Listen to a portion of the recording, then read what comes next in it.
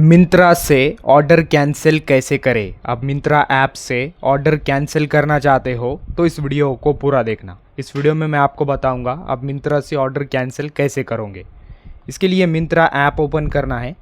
Then कुछ इस तरह का इंटरफेस दिखाई देगा। ऊपर right side profile icon show होगा, इस पर क्लिक करना है। फिर कुछ इस तरह का इंटरफेस ओपन होगा। यहाँ पर ऑर्डर्स ऑप्शन आएगा, इस पर क्लिक करना है। फिर आपने जो प्रोडक्ट ऑर्डर किए हैं वो यहाँ पर आपको दिखाई देंगे। देन यहाँ पर आपको जो प्रोडक्ट कैंसिल करना है उस प्रोडक्ट के नीचे कैंसिल आइटम ऑप्शन शो होगा, इस पर क्लिक करना है।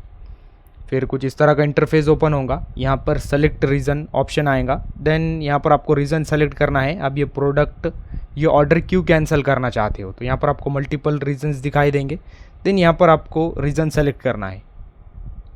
देन रीज़न पर क्लिक करेंगे। देन क्लिक करने के बाद एडिशनल कमेंट्स ऑप्शन आएगा। देन आप यहाँ पर कोई कमेंट टाइप करना चाहते हो तो टाइप कर सकते हो या इसे स्किप भी कर सकते हो।